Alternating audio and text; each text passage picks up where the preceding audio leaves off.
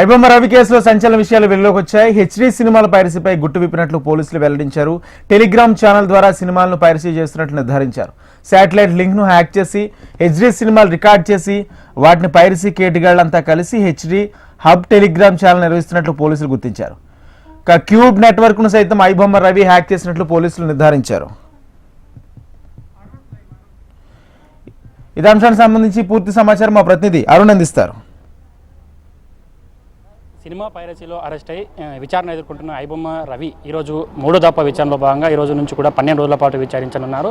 అయితే ఈరోజు తొలి రోజు విచారణలో భాగంగా కూడా పలు కీలక అంశాలను అయితే సేకరించారు. రవి కూడా కొన్ని సంచలన విషయాలు అయితే బయటపెట్టాడు. మొదటి 2 దఫాలలో పూర్తిగా విచారణకు సహకరించినప్పటికీ కూడా ఈ రోజు మాత్రం ఖచ్చితంగా ఈ విచారణలో మాత్రం కీలక అంశాలు సేకరించాలనే ఉద్దేశంతోనే మరోసారి రివిజన్ పిటిషన్ దాఖలు చేసి మరి నాంపల్లి కోర్టు నుంచి అనుమతులు తీసుకున్నారు. ఈ నేపథ్యంలో కూడా రవిని ఈరోజు దాదాపు 6 గంటల పాటు విచారించిన సైబర్ క్రైమ్ పోలీసులు పలు కీలక అంశాలు సేకరించారు. ముఖ్యంగా సినిమాలకు సంబంధించి హెచ్డీ క్వాలిటీలో ఏ విధంగా పైరసీ చేస్తున్నారనే విషయాలు కూడా వెలుగులోకి వచ్చాయి. మొత్తం టెలిగ్రామ్ ఛానల్ ద్వారా కూడా ఒక ఛానల్ను నడిపిస్తూ సినిమాలన్నింటినీ కూడా పైరసీ చేస్తున్నట్లు గుర్తించారు. ముఖ్యంగా సినిమా రంగంలో ఎక్కువగా ఆధునిక రంగంలో వస్తున్నట్టు క్యూబ్ నెట్వర్క్ ఏదైతే క్యూబ్ నెట్వర్క్ ద్వారా ముఖ్యంగా సినిమాలన్నింటినీ కూడా వివిధ థియేటర్లలో శాటిలైట్ లింక్ ద్వారా పంపించి ఆ సినిమాలన్నింటినీ కూడా థియేటర్లలో రిలీజ్ చేస్తున్నారు. అయితే థియేటర్లో రిలీజ్లో కాకముందే శాటిలైట్ లింకును అక్కడ ఉన్నటువంటి లింకును హ్యాక్ చేయడం ద్వారా కూడా సినిమాలన్నింటినీ కూడా పైరసీ చేస్తున్నట్లు గుర్తించారు. ముఖ్యంగా తండేల్, కిష్కిందాపురి ఇంకా మరో కొన్ని సినిమాలు కూడా ఈ నెట్వర్క్ను హ్యాక్ చేయడం ద్వారా నెట్వర్క్ని హ్యాక్ చేయడం ద్వారా పైరసీ చేసినట్లు గుర్తించారు. ముఖ్యంగా ఈ 2 సినిమాలకు సంబంధించి కూడా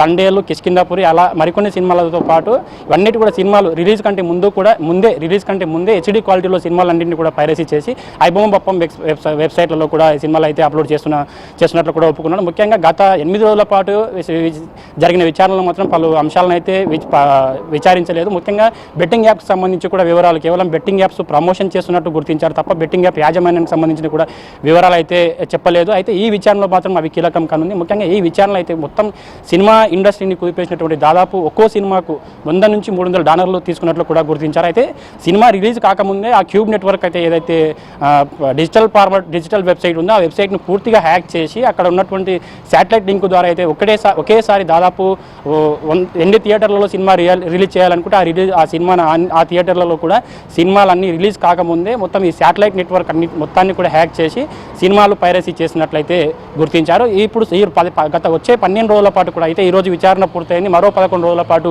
ఐబొమ్మ రవిని విచారించనున్నారు సైబర్ క్రైమ్ పోలీసులు. మొత్తం ఈ 11 రోజుల విచారణలో కూడా ఈ మరిన్ని కీలక అంశాలను అయితే గుర్తించే అవకాశం ఉంది. వాటన్నిటి కూడా ఐబొమ్మ రవి నుంచి రాబట్టేందుకు అయితే సైబర్ క్రైమ్ పోలీసులు అయితే ప్రయత్నిస్తున్నారు.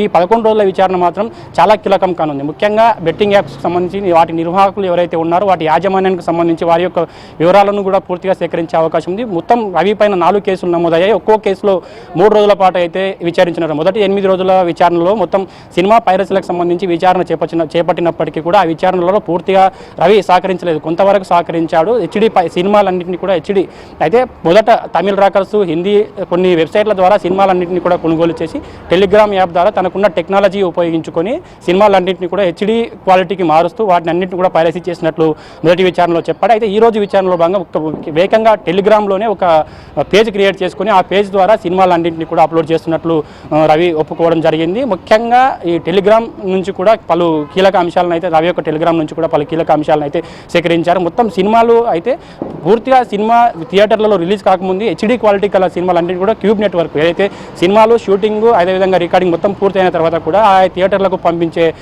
సమయంలో ఈ క్యూబ్ నెట్వర్క్ అనేది పూర్తిగా చాలా ఉపయోగపడుతుంది. అయితే మొదట్లో మనం రీల్స్ ద్వారా అయితే సినిమాలన్నింటినీ కూడా సినిమా యాజమాన్యాలు అయితే పంపించేవారు. వాటన్నిటి కూడా అయితే ఈ పైరసీ నేపంతోనే ఈ పైరసీ అరికట్టేందుకు సినిమా రంగంలో కూడా విప్లవాత్మక మార్పులు తీసుకొచ్చేందుకు అయితే సినిమా యాజమాన్యాలు, నిర్మాతలు కూడా ఈ క్యూబ్ నెట్వర్క్ని అయితే ఉపయోగిస్తున్నారు. మొత్తంగా ఈ క్యూబ్ నెట్వర్క్ని కూడా హ్యాక్ చేయడం అయితే ఒక గమనించదగ్గ ఆశ్చర్యానికి లోనయ్యే విషయం. క్యూబ్ నెట్వర్క్ను కూడా పూర్తిగా దీన్ని హ్యాక్ చేసి మొత్తం సినిమాలన్నింటినీ కూడా హెచ్డీ రూపంలో అయితే రిలీజ్ చేసినట్లు కూడా ఐబొమ్మ రవి ఒప్పుకున్నాడు.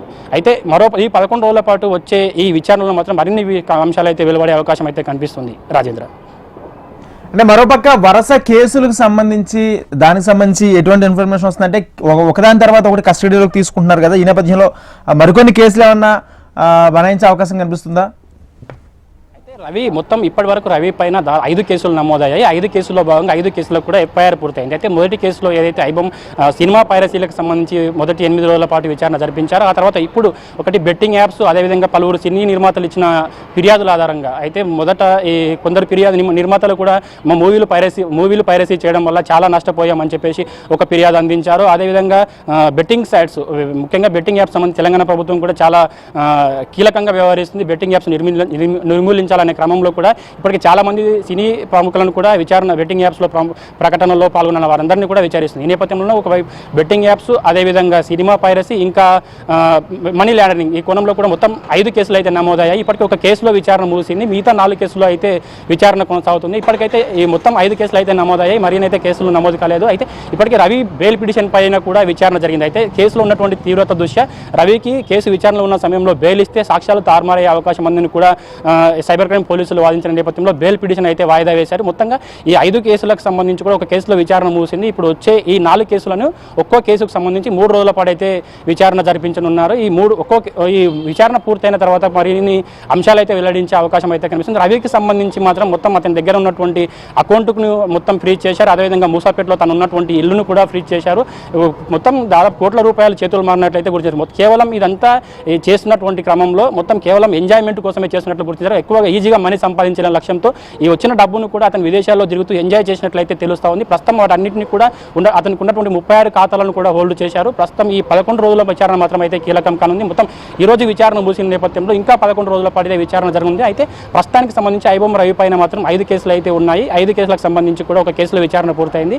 మిగతా 4 కేసుల పైన అయితే విచారణ అయితే కొనసాగుతుంది. Rajendra, thank you.